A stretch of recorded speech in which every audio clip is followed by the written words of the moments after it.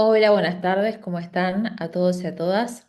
Soy la doctora Alejandra Mortoro, médica especialista en psiquiatría y continuando con las charlas, como todos los jueves, hoy vamos a hablar sobre otro biomarcador más allá de todos los que son conocidos, eh, sobre aquellos marcadores que tienen que ver con determinados test o determinadas pruebas que se hacen en el contexto de la consulta y también como biomarcadores de neuropsicología, no solamente a esos test y a esas pruebas, sino también a una correcta entrevista con el paciente y también con los cuidadores, que lamentablemente no muchas veces se hace eso y nos puede servir mucho para poder identificar justamente a este tipo de demencia durante las etapas tempranas de la misma. Bueno, durante el transcurso de la charla vamos a hacer diferencia entre tres entidades que pueden resultar muchas veces en que se confundan las mismas. Una va a ser el deterioro cognitivo propio del paso del tiempo. Otra, muy distinta, que por una parte el deterioro cognitivo propio del paso del tiempo es una cuestión que nos afecta a todos y o nos va a afectar a todos. Por otra parte está el deterioro cognitivo leve y la demencia propiamente dicha, ¿sí? Bien, entonces, empecemos por el primero de ellos. El estudio cognitivo leve van a ser todas las funciones mentales, las funciones cognitivas, las que siempre estamos nombrando, atención, memoria, orientación, las funciones ejecutivas, que son ese grupo de capacidades que nos permiten a través de un plan, basados en una serie de pasos, poder resolver problemas de complejidad simple y de mayor complejidad, que va a ser una de las funciones que va a estar alterada en la demencia por enfermedad de Alzheimer, sobre todo cuando vayamos, o mejor dicho, cuando el paciente vaya avanzando en las fases de mayor gravedad, ¿sí?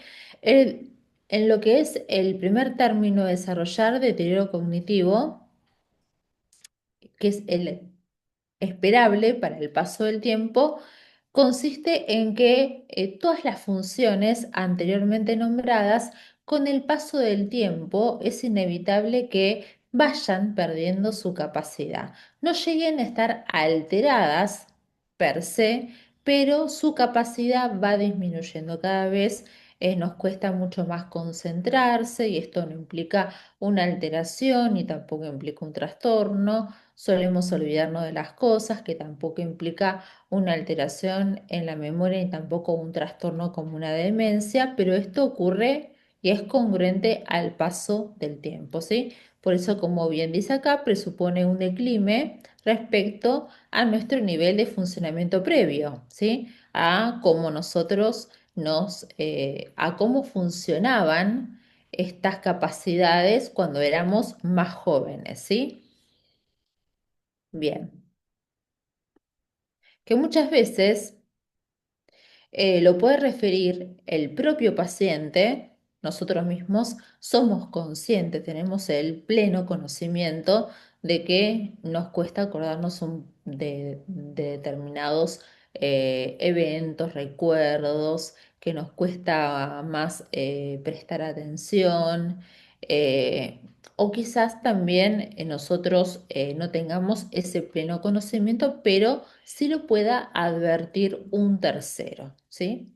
Un acompañante, el cuidador, la familia. Bien.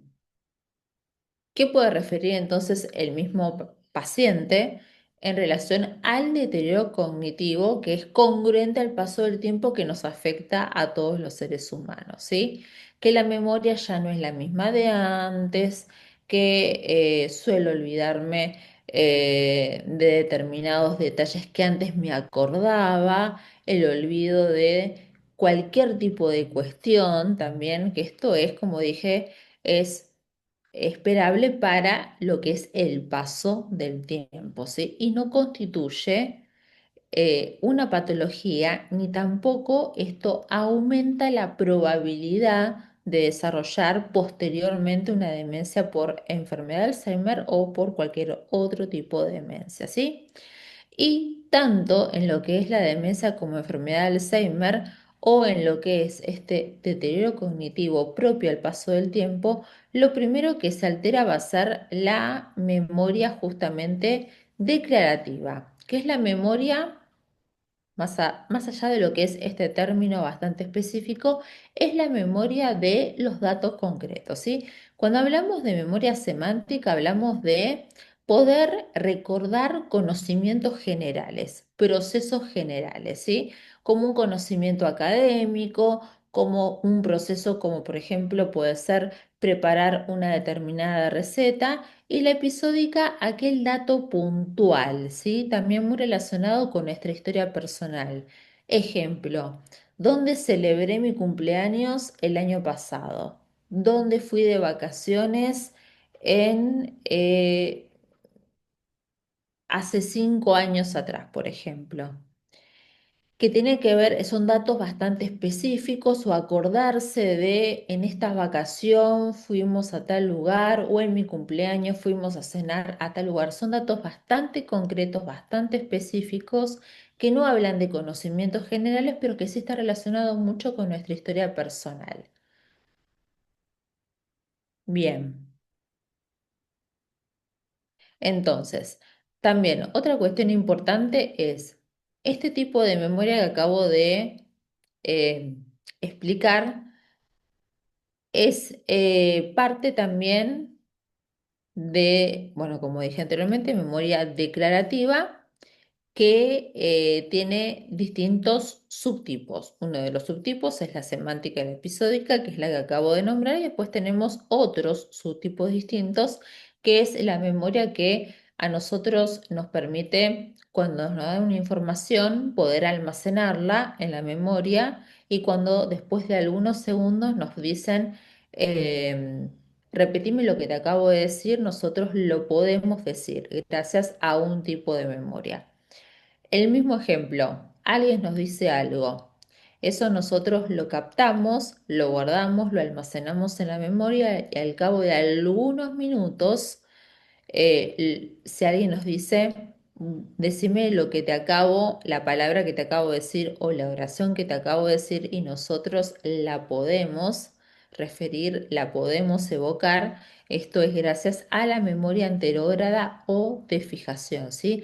Que es la memoria que nos permite almacenar información reciente, que es la memoria que es la que se afecta no solamente en la demencia por enfermedad de Alzheimer, sino que es la memoria que más frecuentemente se termina afectando o es mucho más susceptible a afectarse también con el paso del tiempo.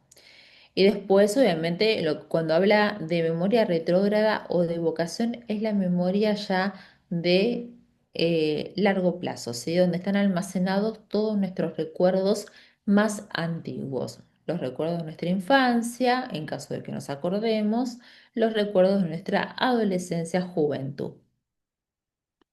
Bien, continuando. Acá. Justamente uno de los puntos más importantes de lo que es la neurociencia cognitiva es poder hacer justamente el uso de estos marcadores que nombré anteriormente, que es utilizando determinadas pruebas, determinado test y también durante lo que es realizar una correcta entrevista durante la consulta, el diagnóstico precoz de estas alteraciones de las funciones mentales, de estas funciones cognitivas, ¿sí?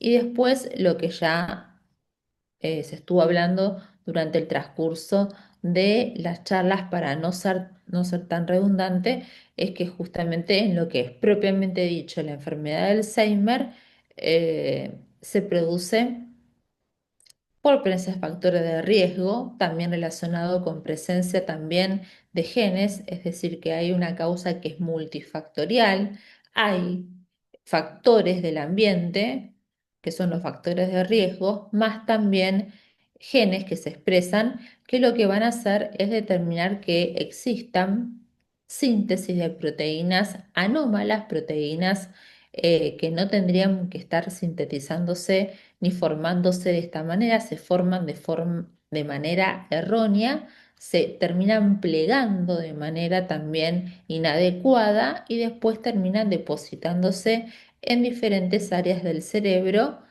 por ejemplo, las áreas involucradas en la memoria, afectando a esta función y a medida de que va a pasar el tiempo, terminan acumulándose en más sectores del cerebro, afectando a más funciones mentales. Y estos depósitos, como se dijo también en otras charlas, ocurren décadas antes de que comiencen a manifestarse los primeros síntomas de la enfermedad de Alzheimer.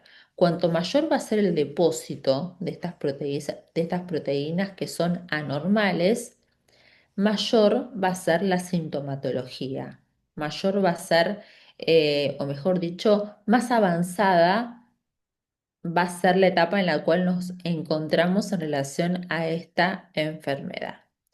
Y bueno, lo importante también, bueno, estas proteínas pueden encontrarse en estudios como el PET, que es la tomografía por emisión de positrones, que es un estudio por imagen, es una neuroimagen que no solamente permite ver estructuras, sino también cómo están actuando esas estructuras, las moléculas también cómo actúan, o dosar, determinar cuánta cantidad de esta proteína normal hay en sustancias, por ejemplo, perdón, en líquidos del cerebro, por ejemplo, el líquido cefalorraquídeo y también en sangre, aunque no está muy en uso en nuestro país. Esto nos permite poder detectar tempranamente a la enfermedad, pero también ahora lo que hacemos hincapié justamente es poder detectarlo en la consulta, sin necesidad de recurrir a estos métodos justamente que son más invasivos. Bueno, entonces ya nombramos las fallas de la memoria episódica, que es una de las primeras que se afecta, la memoria creativa, episódica y la memoria también de fijación, la memoria que nos permite incorporar y nos permite poder recuperar y emitir la información que recientemente adquirimos. Ya también nombré las funciones ejecutivas.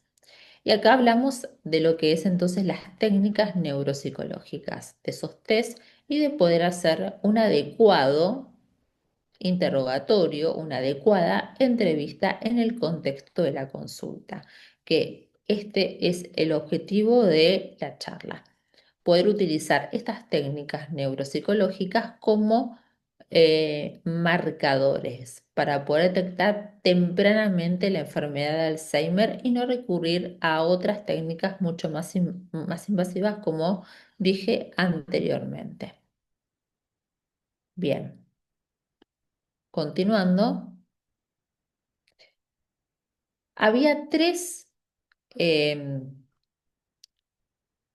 conceptos a diferenciar. Uno es justamente el deterioro cognitivo propio del paso del tiempo, que esto lo tenemos absolutamente todos los seres humanos y que va a ser acorde justamente al con la edad, va a pasarnos a medida de que avancemos en edad y después tenemos el deterioro cognitivo leve, ¿sí? Que en este caso ya no es que tenemos funciones tales como la memoria, la atención, que van disminuyendo y esto es congruente al paso del tiempo. Ya el deterioro cognitivo leve es una afectación en la cual están alteradas propiamente dichas las funciones cognitivas, memoria, orientación, atención, las funciones ejecutivas, pero que todavía hay una diferencia y que esa diferencia es justamente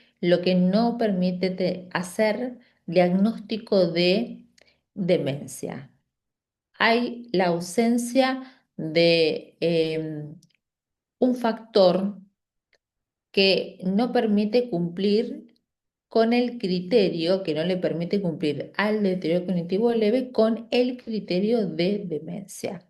Pasando en limpio, hay alteraciones en las funciones cognitivas, en las funciones mentales, tales como memoria, orientación, atención, funciones ejecutivas, entre otras, pero están preservadas, a diferencia del Alzheimer, las actividades de la vida cotidiana. Actividades de la vida cotidiana no solamente incluyen los hábitos esenciales, tales como alimentarse, vestirse, higienizarse, sino actividades que tienen que ver con la cotidianidad del ser humano. Por ejemplo, levantarse la cama, prepararse el desayuno, acomodar la habitación, tender la cama, eh, organizar la casa, prepararse para ir a realizar alguna actividad tal como trabajo, algún curso, algún taller, ir a hacer las compras, ir a buscar a los nietos al colegio, por ejemplo, manejar nuestras propias finanzas, asistir a eventos sociales tales como cenas de familia, cenas, perdón, con la familia, reuniones con amigos o también algún otro evento como casamiento, en los cuales en el deterioro cognitivo leve están alteradas las funciones mentales, pero estas actividades de la vida cotidiana se encuentran preservadas, ¿sí? Entonces, ese es la gran diferencia que hay entre deterioro cognitivo leve y demencia. Justamente falta este factor en el deterioro cognitivo leve para que no constituya todavía un criterio de demencia. Pero puede ser posible, si este deterioro cognitivo leve no se detecta a tiempo, no se trata, puede evolucionar a una demencia, así como puede que no evolucione a una demencia. Pasando en limpio, deterioro cognitivo leve no siempre significa que posteriormente ese paciente que presente el deterioro cognitivo leve más adelante desarrolle una demencia, ¿sí? Esto va a depender de los factores de riesgo, también de factores protectores, que son los que están controlando los factores de riesgo, factores genéticos y diferentes eventos que estén presentes en la vida del paciente, según el perfil del paciente. Bien, acá hay una estadística. Entre el 8 al 15% de pacientes que presentan deterioro cognitivo leve evolucionan a demencia por enfermedad de Alzheimer, ¿sí? En comparación de la población general, que es la que presenta disminución de la capacidad de estas funciones mentales, pero sin que esto constituya una alteración, una patología, el riesgo de demencia baja notablemente del 1 al 2%, ¿sí? Es una tasa alta, 1 o 2%, pero no tan alta como cuando el paciente presenta deterioro cognitivo leve. Bien, entonces, es una condición, el deterioro cognitivo leve es una condición patológica que hay que tener presente, que puede detectar para evitar justamente el desarrollo ulterior de la demencia. Pero para pasar en limpio, nuevamente, presentar deterioro cognitivo leve puede ulteriormente desembocar en una demencia, ¿cómo no? No tener en cuenta la ecuación de deterioro cognitivo leve, en un futuro yo voy a desarrollar demencia por enfermedad de Alzheimer. Puede pasar como también puede no pasar. Esto va a depender de cada paciente. Bien. Bueno, esto ya fue lo que estuvimos hablando, va a depender de los factores de riesgos, de los factores ambientales y también del control de los factores de riesgo. Siempre que hablamos de control de factores de riesgo, son los factores de riesgo protectores, como por ejemplo el control de los factores de riesgo cardiovasculares, evitar caídas, usar, si hay pacientes adultos mayores que andan en bicicleta, cascos, utilizar el cinturón de seguridad, tener cuidado durante la noche cuando se levantan para ir al baño para que no hayan justamente caídas, porque uno de los factores de riesgo son las caídas a repetición, sobre todo con pérdida de la conciencia. Y un factor protector, además de cuidar todos los factores de riesgo anteriormente nombrados, uno de los factores, dos factores de riesgo importantes, perdón, dos factores protectores sumamente importantes. Uno va a ser sociabilizar, ¿sí? Que el paciente realice rutinas, esté socializando con amigos, con la familia, que realice actividades. Y la otra también muy importante, otro factor protector muy importante es constantemente mantener al cerebro en funcionamiento, mantener al cerebro activo, estar aprendiendo algo, aunque sea mínimo, pero mantener al cerebro en actividad. Bueno, todos los depósitos de las proteínas anómalas, ya lo hablamos. Y esto recuerden, hay proteínas que son eh,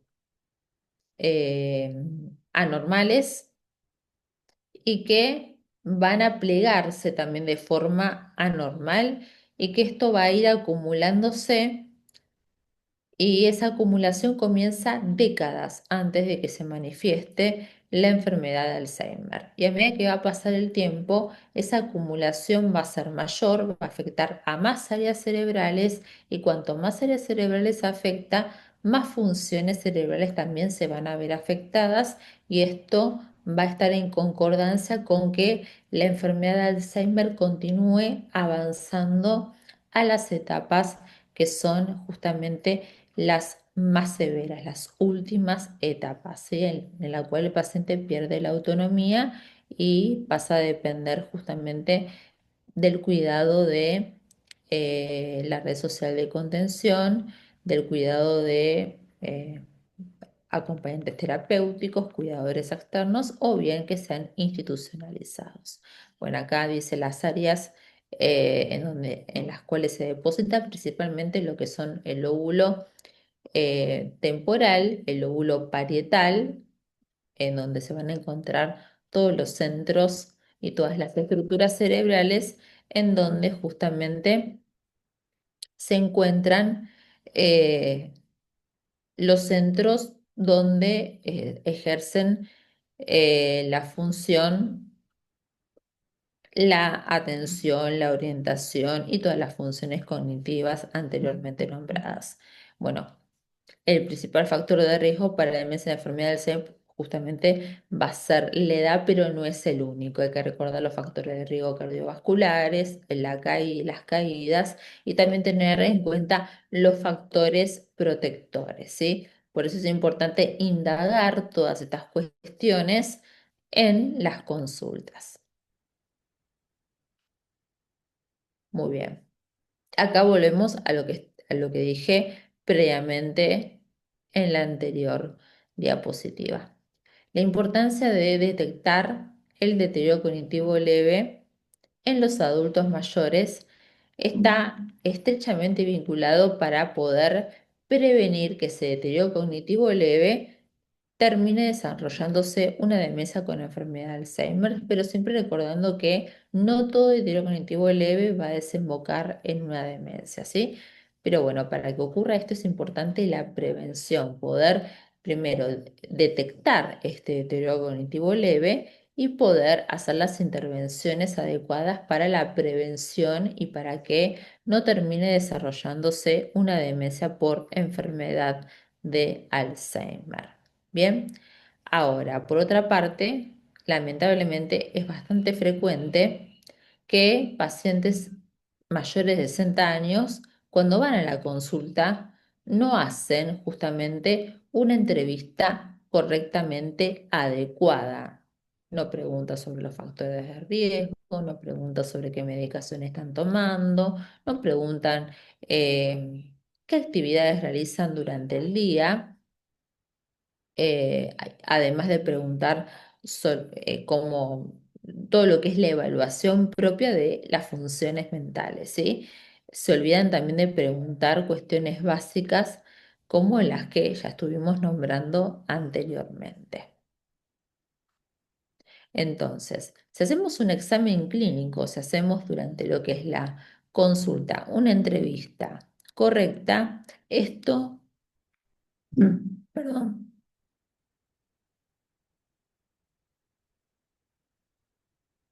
si hacemos durante la entrevista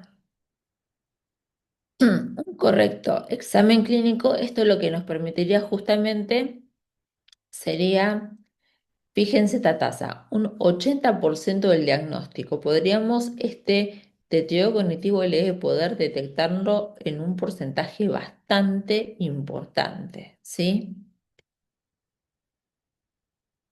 Entonces, esto sería uno de los principales predictores para poder impedir que se desarrolle una ulterior enfermedad de Alzheimer. Pero bueno, como siempre dije anteriormente, la presencia del deterioro cognitivo leve no siempre va a determinar de que el paciente termine desarrollando demencia. Pero sí es importante poder detectarlo para el control de los factores de riesgo y poder implementar factores de riesgos, factores, perdón, protectores, poner en práctica estos factores de riesgo protectores.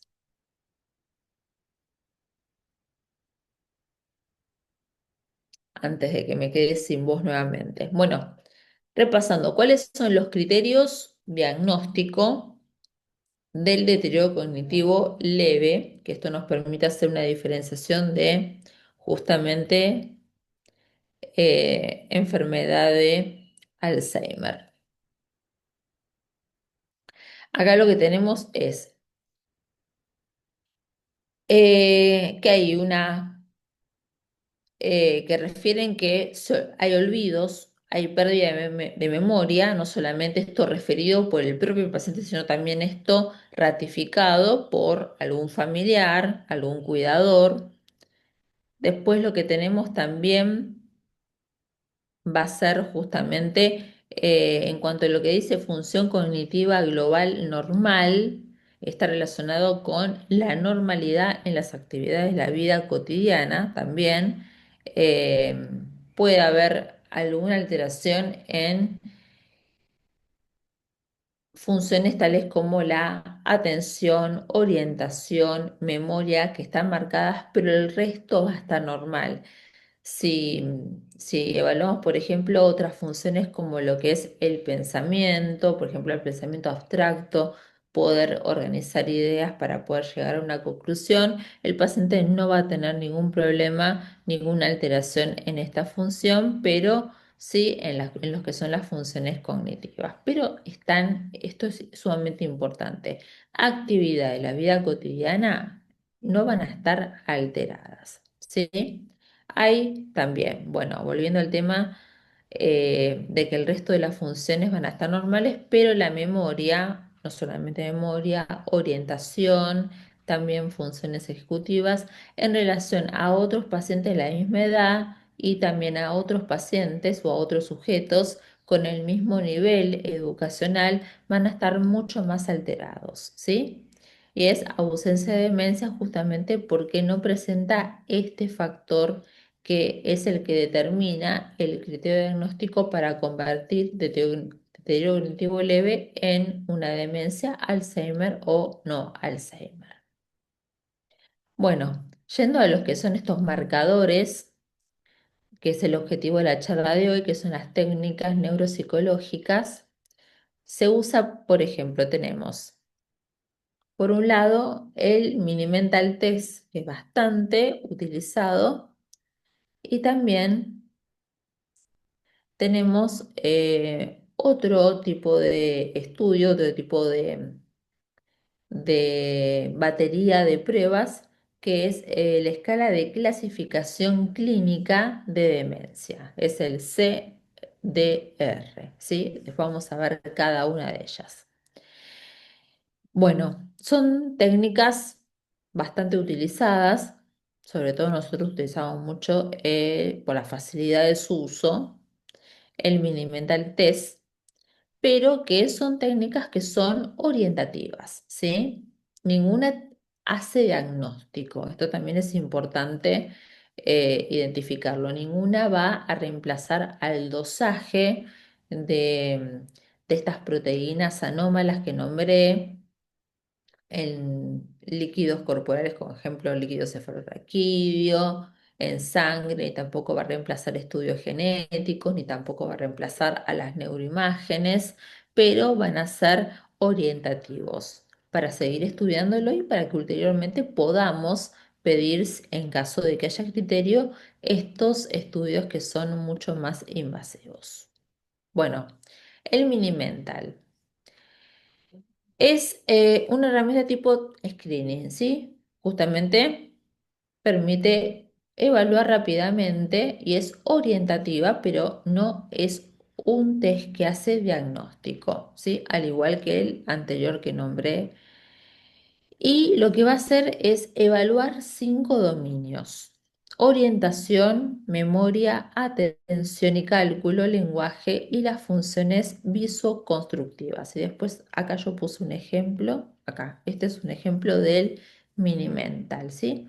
En el cual nosotros al paciente le hacemos una serie de 10 preguntas para evaluar la orientación del paciente. Después evaluamos justamente esa memoria que dura apenas algunos segundos, es decir, le decimos que primero ante todo cuando hacemos estas pruebas, las indicaciones se tienen que dar una sola vez por parte de la persona que está examinando al paciente y tienen que ser sumamente claras.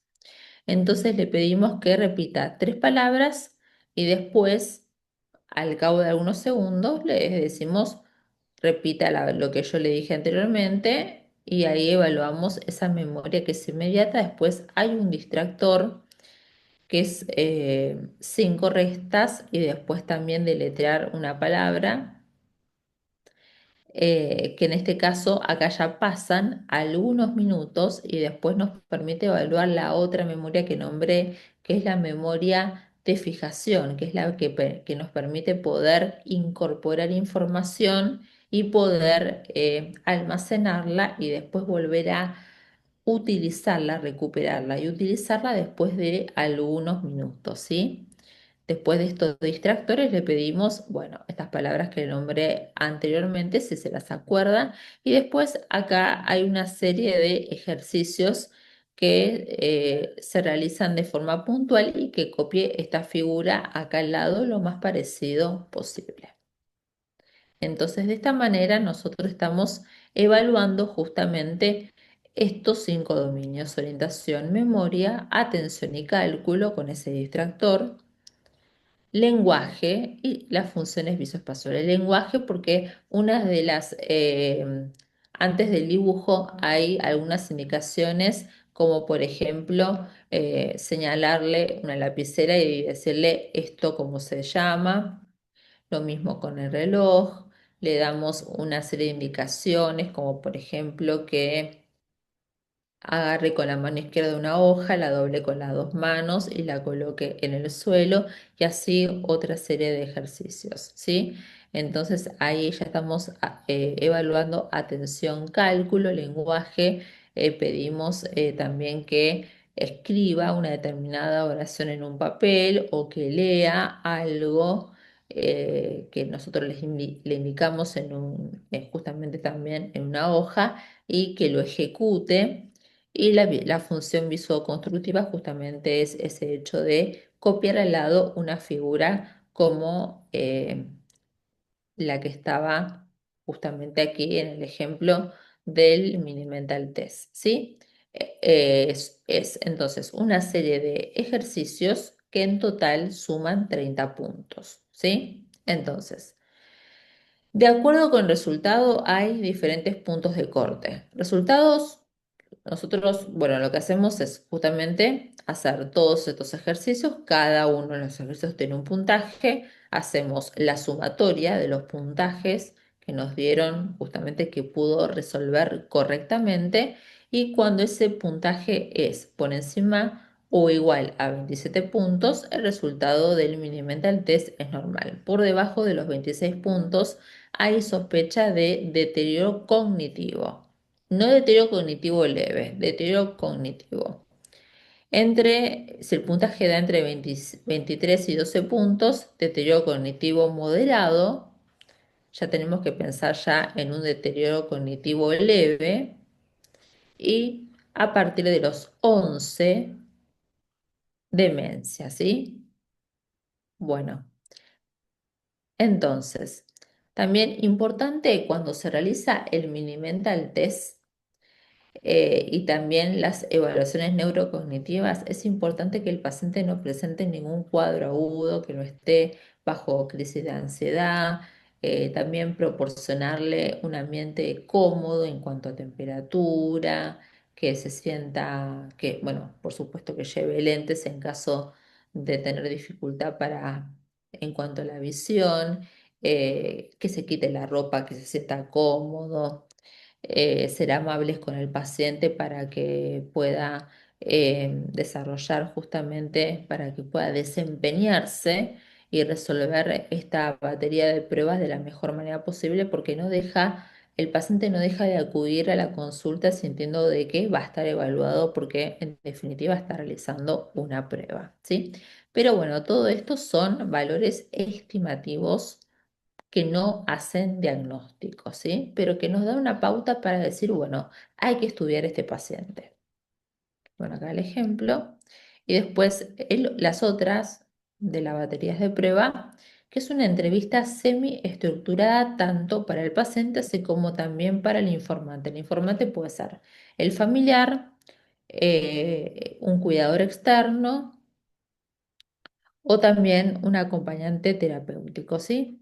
Bien, vamos a ver qué se hace también. Hay puntaje que va a evaluar o puntaje que es el resultado de la evaluación, mejor dicho, de diferentes dominios, que son prácticamente parecidos a los de el mini mental test, nada más que se agregan un par: memoria, orientación, juicio en este caso, resolución de problemas, asuntos comunitarios, desempeño en el hogar, pasatiempos y cuidado personal. Entonces acá pasatiempos, volvemos a uno de los factores protectores importantes para la enfermedad de Alzheimer, que es justamente tener rutinas y sociabilizar. Bien, también la puntuación. Entonces, cuando se van evaluando cada uno de estos dominios, se obtiene de forma positiva. Cuando se van desempeñando de forma positiva, se les da un puntaje y en base al puntaje, si el puntaje, la sumatoria da 0, descartamos demencia. Si es igual a 1, hay una demencia cuestionable. Esto teniendo en cuenta de que nunca estas baterías de pruebas son diagnósticas, ¿sí? Siempre eh, van a ser sugerentes. Si es igual a 2, deterioro cognitivo moderado, deterioro cognitivo severo. En este caso ya tenemos que hacer otro tipo de pruebas para hacer el diagnóstico, pero ninguna de estas dos evaluaciones que nombré son diagnósticas, sino que sugieren, ¿sí? Y a mayor gravedad en base a la puntuación, esto nos da la indicación de que tenemos que realizar mayores estudios o estudios más complejos o más invasivos para llegar al diagnóstico. Pero bueno, acá hablamos de marcadores que se usan durante la consulta, sean una batería de pruebas o también sea realizar una correcta evaluación, una correcta entrevista, hablar bien con el paciente, indagar correctamente, ¿sí? Entonces, como conclusión final, eh, estas técnicas neuropsicológicas justamente se aplican a todos los pacientes que llegan a la consulta con quejas subjetivas. Me estoy dando cuenta de que me olvido dónde dejo las cosas, por ejemplo. O esto lo refiere el paciente, nos lo cuenta el paciente, o también esto nos lo cuenta el paciente y también lo refuerza algún familiar. Entonces, em, Los resultados, cuando son considerados, entonces, en base a los resultados, si son considerados normales, podemos pensar que se puede tratar de un deterioro cognitivo leve en tanto y en cuanto no estén afectadas las actividades de la vida cotidiana, ¿sí? Pero después, cuando ya vimos anteriormente en los casos moderados severos, según el puntaje, ya tenemos que pensar de que no se trata de un deterioro cognitivo leve, sino que podemos estar en las primeras fases de enfermedad Alzheimer, ¿sí? Bien. Esto es más de lo que dije anteriormente, para no ser redundante, pero deterioro cognitivo leve no siempre va a terminar desarrollando una demencia, ¿sí? Pero es importante realizar este tipo de técnicas neuropsicológicas que implican una correcta evaluación durante la entrevista en el contexto de la consulta y también realizar en el contexto de la consulta estos test que son orientativos, no diagnósticos, pero que nos permite justamente esa orientación, poder seguir estudiando al paciente para hacer las intervenciones a tiempo y que después el deterioro cognitivo leve no desarrolle una demencia y que la demencia no desarrolle a fases donde el paciente pierde la autonomía y llega a los estadios invalidantes. Bueno, con esto culminamos con la charla del día de hoy y espero que haya sido de ayuda la misma. Hasta la próxima.